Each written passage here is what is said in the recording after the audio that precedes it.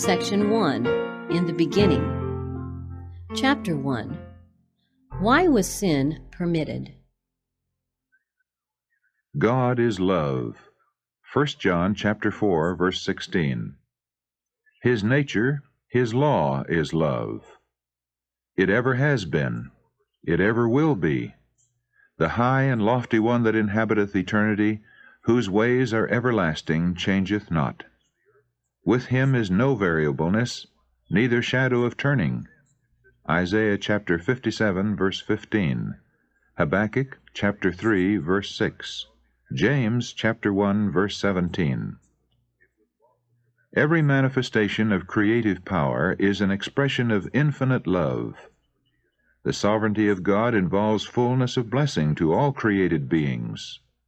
The psalmist says, "Strong is thy hand, and high is thy right hand.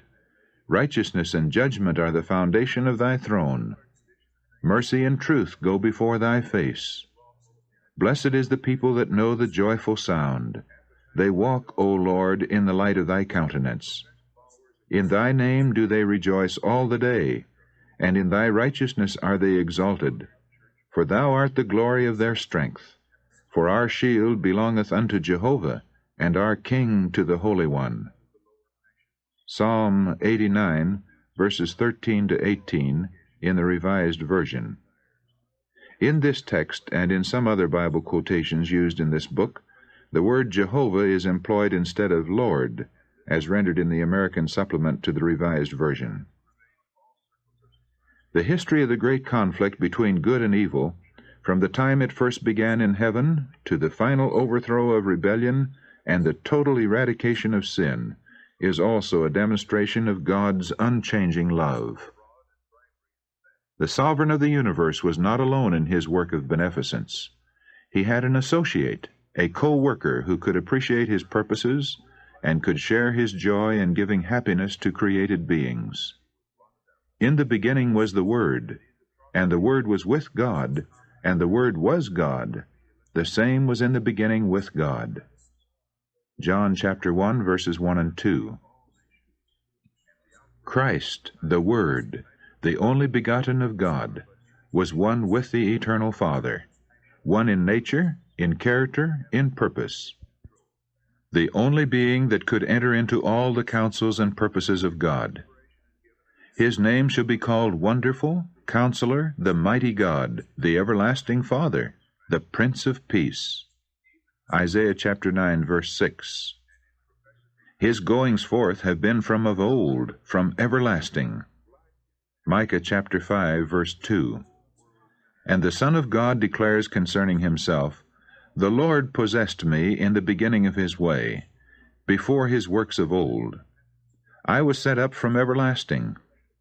When He appointed the foundations of the earth, then I was by Him, as one brought up with Him, and I was daily His delight, rejoicing always before Him." Proverbs chapter 8, verses 22 to 30. The Father wrought by His Son in the creation of all heavenly beings. By Him were all things created, whether they be thrones or dominions or principalities or powers. All things were created by Him and for Him. Colossians chapter 1, verse 16. Angels are God's ministers, radiant with the light ever flowing from His presence and speeding on rapid wing to execute His will. But the Son, the anointed of God, the express image of His person, the brightness of His glory, upholding all things by the word of His power, holds supremacy over them all. Hebrews chapter 1, verse 3. A glorious high throne from the beginning was the place of His sanctuary. Jeremiah chapter 17, verse 12. A scepter of righteousness, the scepter of His kingdom. Hebrews chapter 1, verse 8. Honor and majesty are before Him. Strength and beauty are in His sanctuary. Psalm 96, verse 6. Mercy and truth go before His face. Psalm 89, verse 14. The law of God, being the foundation of the government of God, The happiness of all intelligent beings depends upon their perfect accord with its great principles of righteousness. God desires from all His creatures the service of love, service that springs from an appreciation of His character. He takes no pleasure in a forced obedience, and to all He grants freedom of will, that they may render Him voluntary service. So long as all created beings acknowledged the allegiance of love, there was perfect harmony throughout the universe of God. It was the joy of the heavenly host to fulfill the purpose of their Creator. They delighted in reflecting His glory and showing forth His praise. And while love to God was supreme, love for one another was confiding and unselfish. There was no note of discord to mar the celestial harmonies. But a change came over this happy state. There was one who perverted the freedom that God had granted to His creatures. Sin originated with him, who, next to Christ, had been most honored of God and was highest in power and glory among the inhabitants of heaven. Lucifer, son of the morning, was first of the covering cherubs, holy and undefiled. He stood in the presence of the great Creator, and the ceaseless beams of glory enshrouding the eternal God rested upon him. Thus saith the Lord God, Thou sealest up the sum, full of wisdom and perfect in beauty. Thou hast been in Eden, the garden of God. Every precious stone was thy covering. Thou art the anointed cherub that covereth, and I have set thee so. Thou wast upon the holy mountain of God. Thou hast walked up and down in the midst of the stones of fire. Thou wast perfect in thy ways from the day that thou wast created, till iniquity was found in thee. Ezekiel chapter 28, verses 12 to 15. Little by little, Lucifer came to indulge the desire for self-exaltation. The Scripture says, Thine heart was lifted up because of thy beauty. Thou hast corrupted thy wisdom by reason of thy brightness. Ezekiel chapter 28, verse 17. Thou hast said in thine heart, I will exalt my throne above the stars of God. I will be like the Most High. Isaiah chapter 14, verses 13 and 14. Though all his glory was from God, this mighty angel came to regard it as pertaining to himself. Not content with his position, though honored above the heavenly hosts, he ventured to covet homage due alone to the Creator. Instead of seeking to make God supreme in the affections and allegiance of all created beings, it was his endeavor to secure their service and loyalty to himself. And coveting the glory with which the infinite Father had invested his Son, this prince of angels aspired to power that was the prerogative of Christ alone. Now the perfect harmony of heaven was broken. Lucifer's disposition to serve himself instead of his Creator aroused a feeling of apprehension when observed by those who considered that the glory of God should be supreme. In heavenly council, the angels pleaded with Lucifer. The Son of God presented before him the greatness, the goodness, and the justice of the Creator, and the sacred unchanging nature of His law.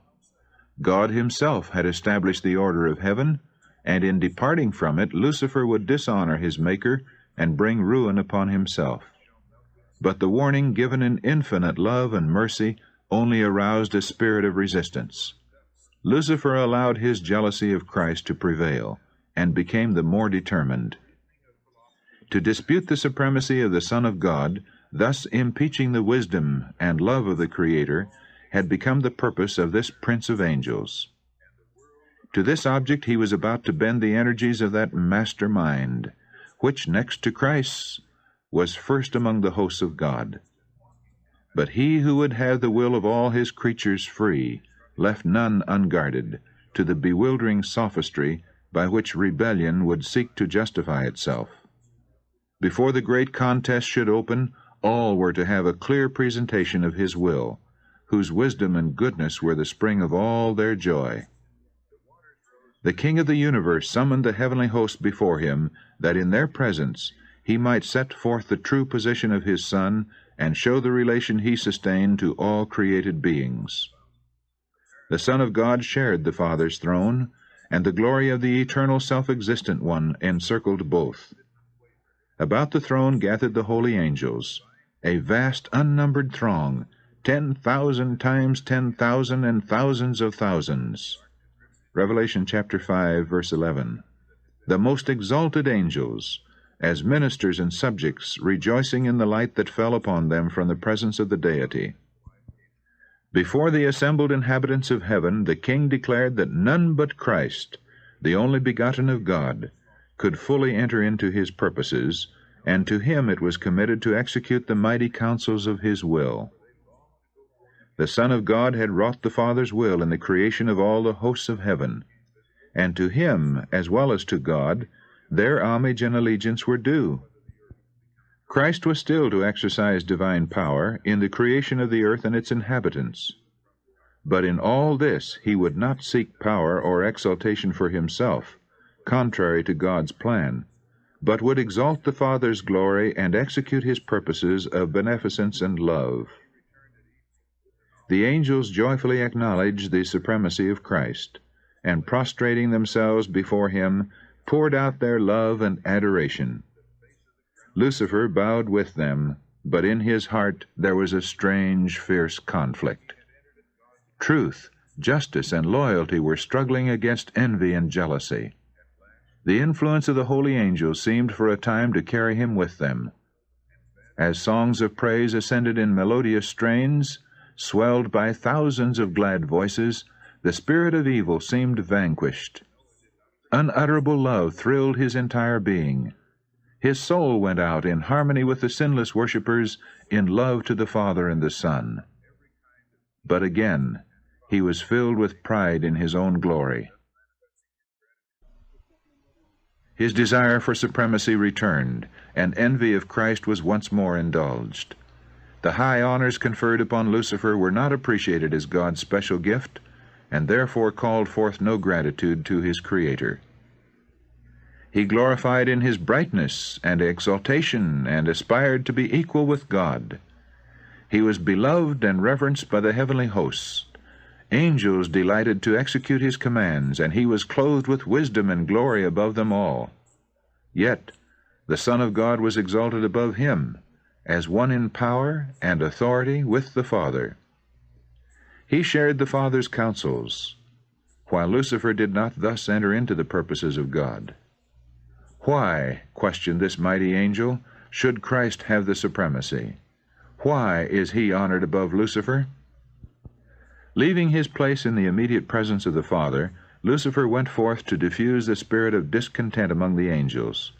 He worked with mysterious secrecy, and for a time concealed his real purpose under an appearance of reverence for God. He began to insinuate doubts concerning the laws that govern heavenly beings, intimating that though laws might be necessary for the inhabitants of the worlds, angels, being more exalted, needed no such restraint, for their own wisdom was a sufficient guide. They were not beings that could bring dishonor to God. All their thoughts were holy. It was no more possible for them than for God himself to err. The exaltation of the Son of God as equal with the Father was represented as an injustice to Lucifer, who, it was claimed, was also entitled to reverence and honor. If this prince of angels could but attain to his true exalted position, great good would accrue to the entire host of heaven, for it was his object to secure freedom for all. But now even the liberty which they had hitherto enjoyed was at an end, for an absolute ruler had been appointed them, and to his authority all must pay homage. Such were the subtle deceptions that through the wiles of Lucifer were fast obtaining in the heavenly courts. There had been no change in the position or authority of Christ. Lucifer's envy and misrepresentation and his claims to equality with Christ had made necessary a statement of the true position of the Son of God. But this had been the same from the beginning. Many of the angels were, however, blinded by Lucifer's deceptions.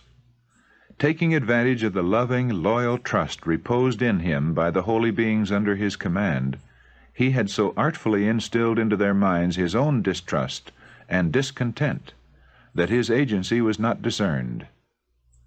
Lucifer had presented the purposes of God in a false light, misconstruing and distorting them to excite dissent and dissatisfaction. He cunningly drew his hearers on to give utterance to their feelings. Then these expressions were repeated by him when it would serve his purpose, as evidence that the angels were not fully in harmony with the government of God. While claiming for himself perfect loyalty to God, he urged that changes in the order and laws of heaven were necessary for the stability of the divine government. Thus, while working to excite opposition to the law of God, and to instill his own discontent into the minds of the angels under him, he was ostensibly seeking to remove dissatisfaction and to reconcile disaffected angels to the order of heaven. While secretly fomenting discord and rebellion, he with consummate craft caused it to appear as his sole purpose to promote loyalty and to preserve harmony and peace. The spirit of dissatisfaction thus kindled was doing its baleful work. While there was no open outbreak, division of feeling imperceptibly grew up among the angels. There were some who looked with favor upon Lucifer's insinuations against the government of God. Although they had heretofore been in perfect harmony with the order which God had established, they were now discontented and unhappy because they could not penetrate his unsearchable counsels. They were dissatisfied with his purpose in exalting Christ. These stood ready to second Lucifer's demand for equal authority with the Son of God. But angels who were loyal and true maintained the wisdom and justice of the divine decree and endeavored to reconcile this disaffected being to the will of God. Christ was the Son of God. He had been one with him before the angels were called into existence. He had ever stood at the right hand of the Father. His supremacy, so full of blessing to all who came under its benignant control, had not heretofore been questioned. The harmony of heaven had never been interrupted. Wherefore should there now be discord? The loyal angels could see only terrible consequences from this dissension, and with earnest entreaty they counseled the disaffected ones to renounce their purpose and prove themselves loyal to God by fidelity to his government. In great mercy, according to his divine character, God bore long with Lucifer. The spirit of discontent and disaffection had never before been known in heaven. It was a new element, strange, mysterious, unaccountable. Lucifer himself had not at first been acquainted with the real nature of his feelings. For a time he had feared to express the workings and imaginings of his mind. Yet he did not dismiss them. He did not see whither he was drifting. But such efforts as infinite love and wisdom only could devise were made to convince him of his error.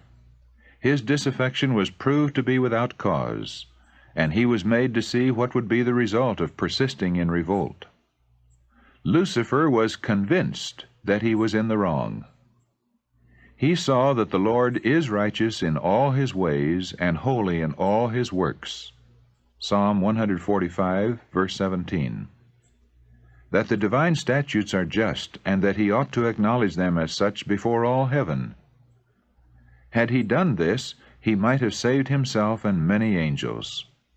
He had not at that time fully cast off his allegiance to God. Though he had left his position as covering cherub, yet if he had been willing to return to God, acknowledging the Creator's wisdom, and satisfied to fill the place appointed him in God's great plan, he would have been reinstated in his office. The time had come for a final decision.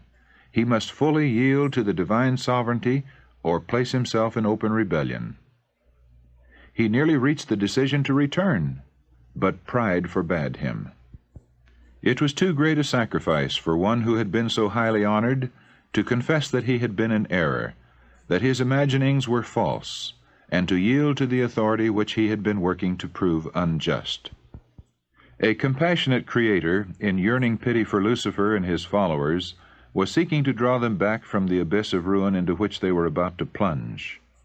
But his mercy was misinterpreted. Lucifer pointed to the long-suffering of God as an evidence of his own superiority, an indication that the King of the universe would yet accede to his terms. If the angels would stand firmly with him, he declared, they could yet gain all that they desired. He persistently defended his own course and fully committed himself to the great controversy against his Maker. Thus it was that Lucifer, the light-bearer, the sharer of God's glory, the attendant of his throne, by transgression became Satan, the adversary of God and holy beings, and the destroyer of those whom heaven had committed to his guidance and guardianship. Rejecting with disdain the arguments and entreaties of the loyal angels, he denounced them as deluded slaves. The preference shown to Christ he declared an act of injustice both to himself and to all the heavenly host, and announced that he would no longer submit to this invasion of his rights and theirs. He would never again acknowledge the supremacy of Christ. He had determined to claim the honor which should have been given him, and take command of all who would become his followers. And he promised those who would enter his ranks a new and better government, under which all would enjoy freedom. Great numbers of the angels signified their purpose to accept him as their leader. Flattered by the favor with which his advances were received, he hoped to win all the angels to his side, to become equal with God himself, and to be obeyed by the entire host of heaven. Still, the loyal angels urged him and his sympathizers to submit to God, and they set before them the inevitable result should they refuse. He who had created them could overthrow their power and signally punish their rebellious daring. No angel could successfully oppose the law of God, which was as sacred as himself. They warned all to close their ears against Lucifer's deceptive reasoning, and urged him and his followers to seek the presence of God without delay, and confess the error of questioning his wisdom and authority. Many were disposed to heed this counsel, to repent of their disaffection, and seek to be again received into favor with the Father and his Son. But Lucifer had another deception ready. The mighty revolter now declared that the angels who had united with him had gone too far to return, that he was acquainted with the divine law and knew that God would not forgive. He declared that all who should submit to the authority of heaven would be stripped of their honor, degraded from their position. For himself, he was determined never again to acknowledge the authority of Christ. The only course remaining for him and his followers, he said, was to assert their liberty and gain by force the rights which had not been willingly accorded them. So far as Satan himself was concerned, it was true that he had now gone too far to return, but not so with those who had been blinded by his deceptions. To them the counsel and entreaties of the loyal angels opened a door of hope, and had they heeded the warning, they might have broken away from the snare of Satan. But pride, love for their leader, and the desire for unrestricted freedom were permitted to bear sway, and the pleadings of divine love and mercy were finally rejected. God permitted Satan to carry forward his work until the spirit of disaffection ripened into active revolt. It was necessary for his plans to be fully developed, that their true nature and tendency might be seen by all. Lucifer, as the anointed cherub, had been highly exalted. He was greatly loved by the heavenly beings, and his influence over them was strong. God's government included not only the inhabitants of heaven, but of all the worlds that he had created. And Lucifer had concluded that if he could carry the angels of heaven with him in rebellion, he could carry also all the worlds. He had artfully presented his side of the question, employing sophistry and fraud to secure his objects. His power to deceive was very great. By disguising himself in a cloak of falsehood, he had gained an advantage. All his acts were so clothed with mystery that it was difficult to disclose to the angels the true nature of his work. Until fully developed, it could not be made to appear the evil thing it was. His disaffection would not be seen to be rebellion. Even the loyal angels could not fully discern his character or see to what his work was leading. Lucifer had at first so conducted his temptations that he himself stood uncommitted. The angels whom he could not bring fully to his side he accused of indifference to the interests of heavenly beings. The very work which he himself was doing he charged upon the loyal angels. It was his policy to perplex with subtle arguments concerning the purposes of God. Everything that was simple he shrouded in mystery, and by artful perversion cast doubt upon the plainest statements of Jehovah. And his high position, so closely connected with the divine government, gave greater force to his representations. God could employ only such means as were consistent with truth and righteousness. Satan could use what God could not: flattery and deceit. He had sought to falsify the Word of God and had misrepresented his plan of government, claiming that God was not just in imposing laws upon the angels, that in requiring submission and obedience from his creatures, he was seeking merely the exaltation of himself. It was therefore necessary to demonstrate before the inhabitants of heaven and of all the worlds that God's government is just, his law perfect. Satan had made it appear that he himself was seeking to promote the good of the universe.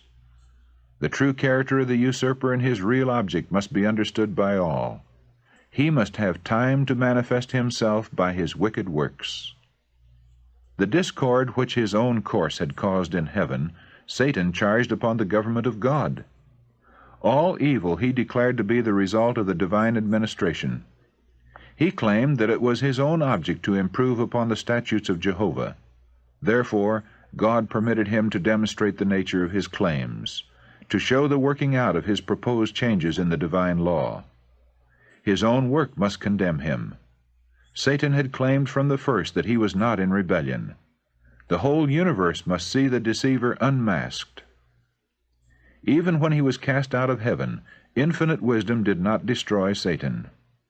Since only the service of love can be acceptable to God, the allegiance of his creatures must rest upon a conviction of his justice and benevolence. The inhabitants of heaven and of the worlds, being unprepared to comprehend the nature or consequences of sin, could not then have seen the justice of God in the destruction of Satan. Had he been immediately blotted out of existence, some would have served God from fear rather than from love. The influence of the deceiver would not have been fully destroyed, nor would the spirit of rebellion have been utterly eradicated. For the good of the entire universe, through ceaseless ages, he must more fully develop his principles, that his charges against the divine government might be seen in their true light by all created beings, and that the justice and mercy of God and the immutability of his law might be forever placed beyond all question. Satan's rebellion was to be a lesson to the universe through all coming ages, a perpetual testimony to the nature of sin and its terrible results. The working out of Satan's rule, its effects upon both men and angels, would show what must be the fruit of setting aside the divine authority.